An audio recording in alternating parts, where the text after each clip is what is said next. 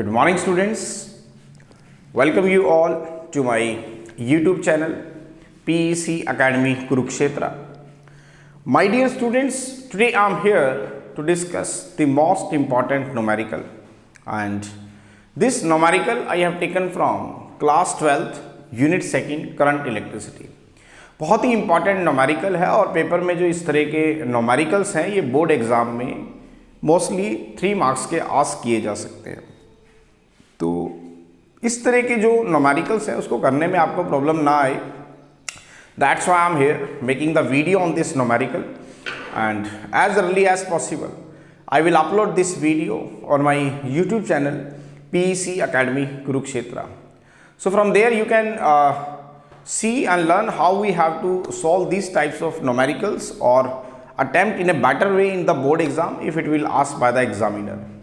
तो चलिए स्टार्ट करते हैं आज के इस न्यूमेरिकल को। Numerical is based on the concept of resistance in series and parallel, जिसका डेरिवेशंस हमने कल डिस्कस किया था और हमने देखा था कि if there resistances are connected in series तो what is the net equivalent resistance, and if the resistances are in parallel then what is the net equivalent resistance.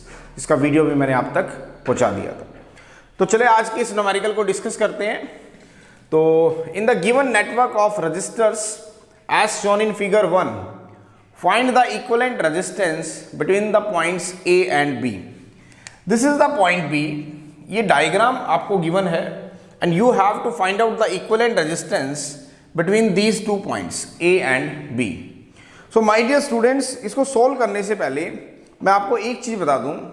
कल जो हमने आर्टिकल डिस्कस किया था रेजिस्टेंस इन सीरीज का, जिसके अंदर मैंने आपको बताया था if there are the 3 resistances whose are connected in series. Suppose this is the first resistance and this is the second resistance and this is the third resistance. If these 3 resistances are connected in series, suppose this resistance is say R1, this resistance is say R2 and this resistance is say R3. तो मैंने आपको बताया था कि जो net equivalent resistance होगा वो इन तीनों का क्या होगा, सम होगा।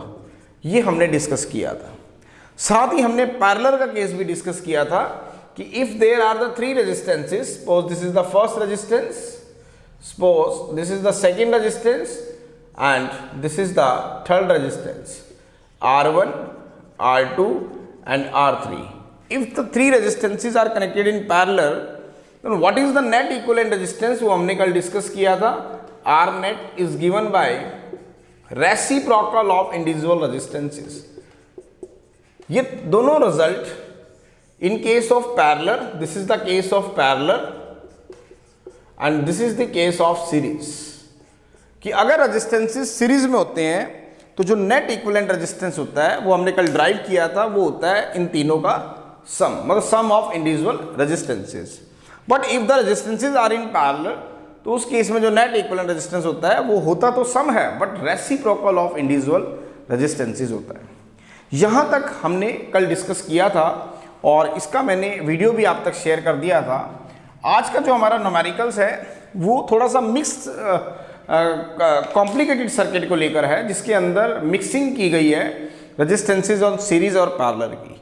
तो चले चेक करते हैं इसका equivalent resistance between the point A and B। Means you have to find out the equivalent resistance between A and B, this and this. तो चले सबसे पहले हम ये चेक कर लेते हैं कि कौन कौन से रेजिस्टेंस सीरीज में है और उसके इक्विवेलेंट सर्किट हम ड्रॉ करते हुए स्टेप बाय स्टेप आगे चलेंगे। चलिए फर्स्ट स्टेप मान लेते हैं कि A पॉइंट से हम करंट को एंटर कराते हैं, तो जो करंट है इसमें भी जाएगा और इसमें भी जाएगा। ध्यान से देखें, जब हम A पॉइंट से करंट को एंटर कराएंगे तो वो करंट इस वायर में भी जाएगा और इस वायर में भी जाएगा।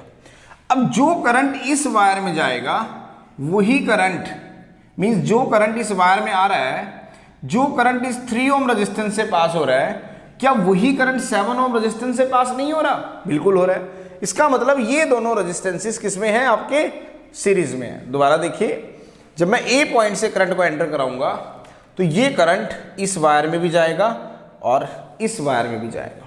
जो करंट इस वायर में जाएगा वही करंट 3 ओम से पास होगा और वही करंट 7 ओम से पास होगा। इसका मतलब 3 ओम का रेजिस्टेंस और 7 ओम का रेजिस्टेंस दोनों किस में है, सीरीज में है। तो सबसे पहले इसका हम सीरीज रेजिस्टेंस निकालते हैं। मैं कहता हूं कि RS is the equivalent resistance of 3 ohm and 7 ohm. तो as per formula it will be comes out to be 3 ohm plus 7 ohm is equal to 10 ohm. इसका मतलब इनका जो इक्विवेलेंट रेजिस्टेंस होगा अब वो होगा 10 ओम। तो मैं इक्विवेलेंट सर्किट ड्रॉ कर रहा हूं यहां पर फिर दोबारा से। This is the point A।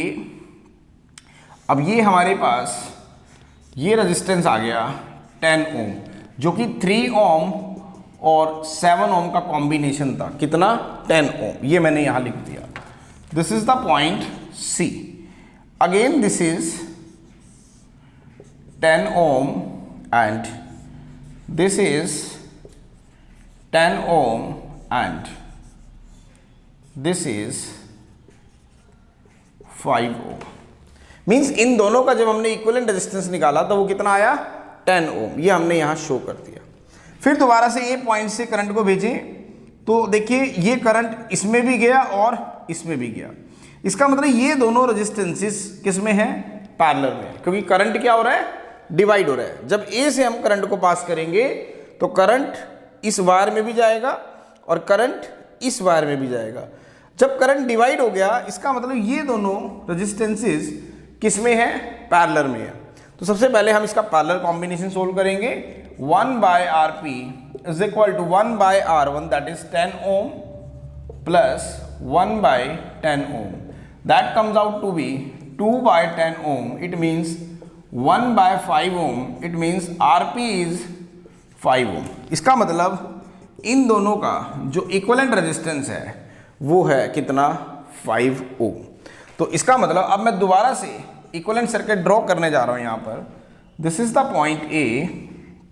Now this is 5 ohm and this point is C and this is 10 ohm, this point is B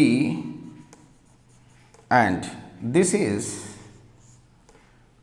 5 ohm। मैंने इन दोनों का जो इक्विवेलेंट रेजिस्टेंस निकाला वो कितना आया?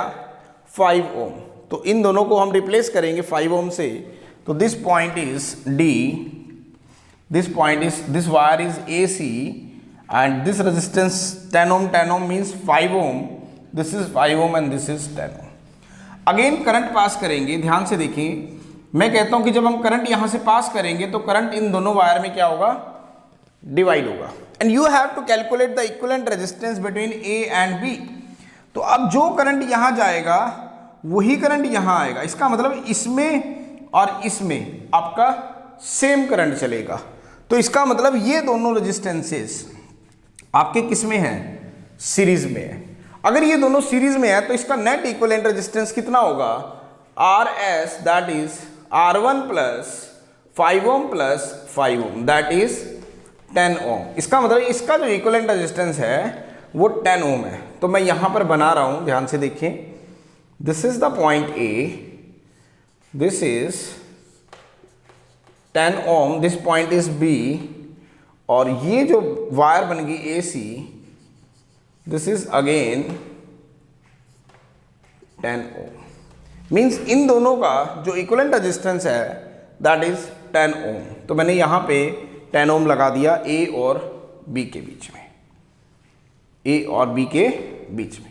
अब ध्यान से देखें, ये दोनों रेजिस्टेंसेस किस में है? पैरेलल में। क्यों? क्योंकि जब करंट A से एंटर करेगा तो करंट इसमें भी जाएगा और करंट इसमें भी जाएगा। जब दोनों में करंट डिवाइड हो गया तो इसका मतलब ये दोनों रेजिस्टेंसेस आपके किस में है? पैरेलल में। तो जो नेट इक्विवेलेंट रेजिस्टेंस होगा वो मैं निकाल रहा हूं आपके सामने। 1/Rp as per formula 1/R1 10 ohm plus 1/R ohm 10 ohm, it means 2/10 ohm, it means 1/5 ohm, it means Rp is 5 ohm. इसका मतलब जो नेट इक्विवेलेंट रेजिस्टेंस आया वो कितना आया? 5 ohm. So this is the equivalent resistance between the point A and B। बड़ा ही important numerical था और पेपर में इस तरह के न्यूमेरिकल फ्रिक्वेंटली एग्जामिनर के द्वारा आस्क किए जाते हैं because this is the complicated circuit and it consist of resistances in series and parallel. तो आपको इस तरह के न्यूमेरिकल्स अटेम्प्ट करने में प्रॉब्लम ना आए, that's why I am here making the video on this numerical and as early as possible I will upload this video on my YouTube channel PEC Academy Kurukshetra. So from there you can see and learn how we have to attempt these types of numerical or solve these types of numericals if it will asked by the examiner in your final exam. So at last, my dear students, again I am saying, if you like my videos, like my work, like my effort, then please don't be forget to subscribe my channel. My channel is PEC Academy Kurukshetra. तो अंत में मेरे प्यारे विद्यार्थियों, अगर आपको मेरा काम पसंद आ रहा हो, मेरे वीडियोस, मेरा चैनल, मेरे एफर्ट्स अगर आपकी प्रॉब्लम को सॉर्ट आउट करने में आपकी हेल्प कर रहे हो, तो प्लीज़ मेरे चैनल को सब्सक्राइब जरूर करें. My channel is PEC Academy Kurukshetra. धन्यवाद. जय श्री कृष्णा. जय गुरु जी.